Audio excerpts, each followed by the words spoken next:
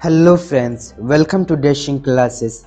Friends, this is spoken English series going on and this is the second video of spoken English. In the first video of spoken English, I taught you about the subject. In today's video, we'll understand how do we do conversation in English in state of being by using is, am and are. तो आइए friends, सबसे पहले हम लोग state of being को समझते हैं। बात करते हैं इस लड़के के बारे में। मैं बोलता हूँ यह लड़का एक इंजीनियर है, यह लड़का एक डॉक्टर है, यह लड़का मेरे घर के सामने है, यह लड़का भिखारी है, यह लड़का क्रिमिनल है।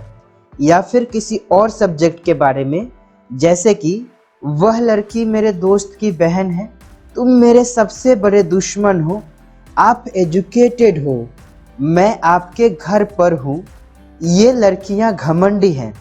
ये सभी क्या है फ्रेंड्स? ये सभी स्टेट ऑफ बीइंग ही तो है और ये सभी प्रेजेंट टाइम में है फ्रेंड्स। तो ऐसे बातों को इंग्लिश में बोलने के लिए हम यूज़ करते हैं इज, एम और आर का। तो अब आइए फ्रेंड्स, हम लोग समझते हैं कि कब आप इज का यूज़ करेंगे, कब एम का और कब आर का। तो जब आपका सब्जेक्ट हो ही, शी, इट या फिर किसी का नाम या फिर सिंगुलर सब्जेक्ट, तो आप इज का यूज़ करते हैं। और जब आपका सब्जेक्ट हो आई, तो आप एम का यूज़ करते हैं। और जब आपका सब्जेक्ट हो यू, वी, दे या फिर प्लूरल सब्जेक्ट, तो आप आर का यूज़ करते हैं। अब आइए फ्रेंड्स, हम लोग कन्वर्सेशन के सिनारियो को समझते हैं। यहाँ दो व्यक्ति आपस में बातचीत कर रहे हैं। अब बातचीत में एक व्यक्ति दूसरे से क्वेश्चन पूछेगा तो दूसरा व्यक्ति उसको आंसर देगा, लेकिन ध्यान रहे question present state of being में होना चाहिए। अगर प्रेजेंट स्टेट ऑफ बीइंग में नहीं हुआ तो आप गलती कर बैठेंगे। जैसे कि यहाँ ये भाई साहब इन भाई साहब से क्वेश्चन पूछ रहे हैं, क्या तुम रोहन के पड़ोसी हो? अब इसी बात को इनको इंग्लिश में पूछना होता तो पूछते are you Rohan's neighbour. Are you का मतलब है क्या तुम हो, रोहन्स नेबर मतलब रोहन के पड़ोसी। अब ये वाइट शर्ट वाले भाई साहब रोहन के पड़ोसी हुए तो बोलेंगे yes I am Rohan's neighbour.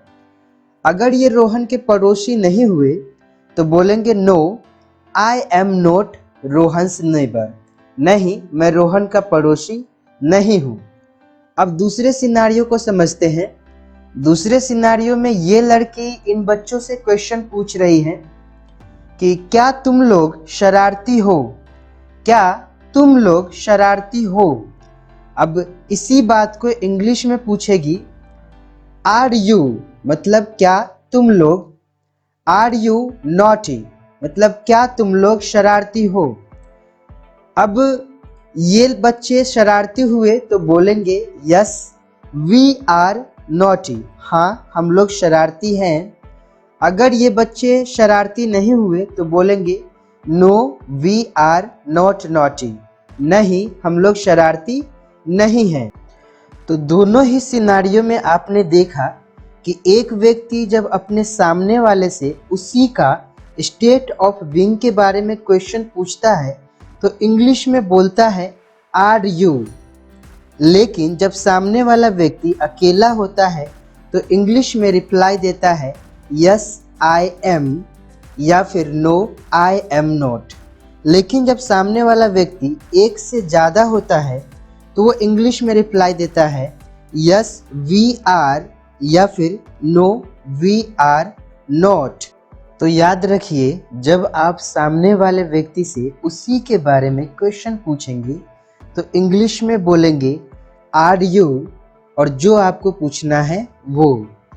अगर सामने वाला व्यक्ति अकेला हुआ तो आपको आंसर देगा यस आई एम और जो आपने पूछा है वो, या फिर नहीं में बोलेगा नो आई एम नॉट और जो आपने पूछा है वो। और जब सामने वाला व्यक्ति एक से ज़्यादा हुआ तो आपको बोलेगा यस वी आर, और अगर नहीं में बोलेगा तो बोलेगा नो वी आर नोट, और जो आपने पूछा है वो।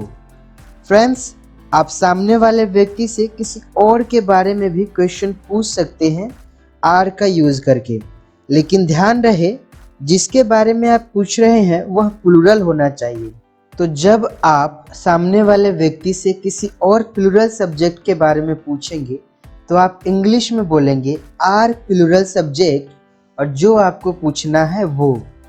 तो सामने वाला व्यक्ति आपको रिप्लाई देगा उसी प्लूरल सब्जेक्ट के बारे में, यस प्लूरल सब्जेक्ट आर, और जो आपने पूछा है वो। अगर नहीं में रिप्लाई देगा तो बोलेगा no plural subject are not, और जो आपने पूछा है वो। जैसे कि क्या ये लड़कियां घमंडी है, यहाँ ये लड़कियां एक से ज़्यादा है, तो इसे इंग्लिश में बोलेंगे are these girls arrogant. These girls मतलब ये लड़कियां, और एरोगेंट मतलब घमंडी। तो इसका आंसर होगा yes these girls are arrogant, या फिर no these girls are not arrogant, मतलब ये लड़कियां घमंडी नहीं हैं। तो इस तरह से आप आर का यूज करके सामने वाले से उसका प्रेजेंट स्टेट ऑफ बीइंग या फिर किसी और प्लूरल सब्जेक्ट का स्टेट ऑफ बीइंग के बारे में जानते हैं। अब आइए जानते हैं इज का यूज करके सामने वाले से क्वेश्चन कैसे पूछेंगे। तो फ्रेंड्स, जब हमें सामने वाले से किसी और सिंगुलर सब्जेक्ट का प्रेजेंट स्टेट ऑफ बीइंग जानना होता है तो हम यूज करते हैं इज का, और क्वेश्चन पूछते हैं इज ही और शी, और जो आपको पूछना है वो। तो आपको सामने वाला उस सब्जेक्ट के बारे में आंसर देता है यस ही और शी इज, और जो आपने पूछा वो, या फिर नो ही और शी इज नोट, और जो आपने पूछा वो। फ्रेंड्स, ही और शी के अलावा भी बहुत सारे सिंगुलर सब्जेक्ट होता है, तो उनके बारे में आप पूछेंगे इज सिंगुलर सब्जेक्ट, और जो आपको पूछना है वो। तो आपको आंसर मिलेगा यस सिंगुलर सब्जेक्ट इज, और जो आपने पूछा है वो, या फिर no singular subject is not, और जो आपने पूछा है वो।